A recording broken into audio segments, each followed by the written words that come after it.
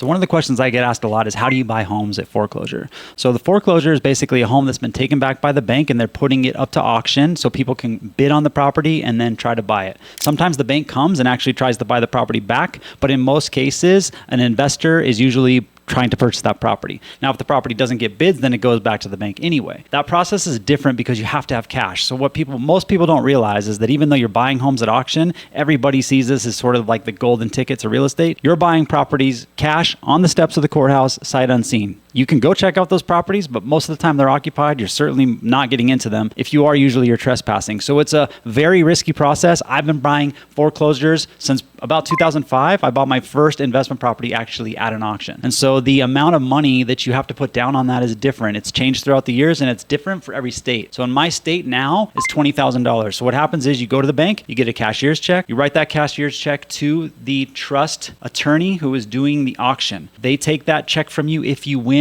the auction. So if you're the high bidder, you turn over your check at the auction, they take that check, they deposit it. That check is now non-refundable. If you do not have the funds to secure that property within 24 hours, you lose your earnest money or your down payment. So it's a very risky process. If you're not a savvy investor, it's a very risky process if you're not familiar with the process. And there's a lot of investors there who will dump properties on you. So there's a lot of investors that go to auctions. And usually these investors are very savvy investors. They've been there for years. I've been going again to auctions since 2005. I've seen the same investors at the auctions since I've been going. And I know that most of them that are still there were there before me. Now I see new investors come all the time and there's new people that come and go, but there's still the same core set of investors there that I've been seeing for the last 20 years. Why I say that is because what can happen is if they don't know you and they don't like you, they'll dump a property on you. And what that means is they'll bid the property up so high that you're going to keep chasing the property, but they're bidding it beyond the value of that property because they want to dump it on unsuspecting investor or a rookie investor or somebody who's there to sort of shake up the mix and they don't like that. So they'll dump a property on you. I've had it almost done to me in the past. I've watched it happen done to investors. So you just want to make sure when you're going to auctions, you know what you're doing, you know what you're looking at, you're a savvy investor, you have done your due diligence.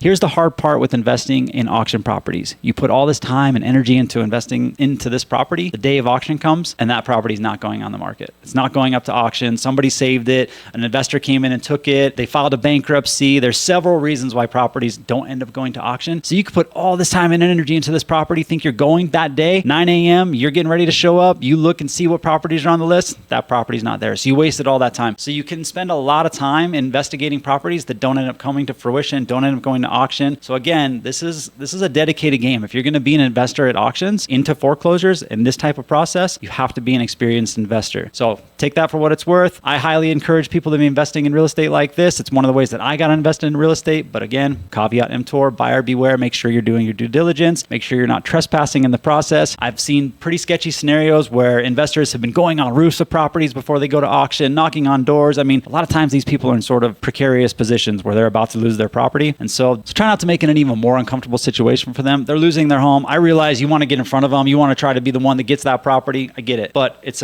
slippery slope. So investing in auctions, investing in foreclosures, great way to invest in real estate. Again, keep in mind, non-refundable earnest money. You're going to the auction. You're bidding on properties. If you're the high bidder, you got to have those funds within 24 hours. And once you do that, then that property becomes yours. You can begin the process of trying to take over that property. Now, sometimes those properties may have people in them, and then that becomes your obligation to get them out. You have to sometimes evict them. Sometimes I do cash for keys. So you can say, hey, I'm going to give you some money if you just politely leave this property. Please don't damage it on the way out. Those are all things that you have to be aware of and sort of navigate as you're going through that process. So be a smart investor. If you want more tips like this, make sure you follow my page. Make sure you hit the subscribe button, and thanks for following.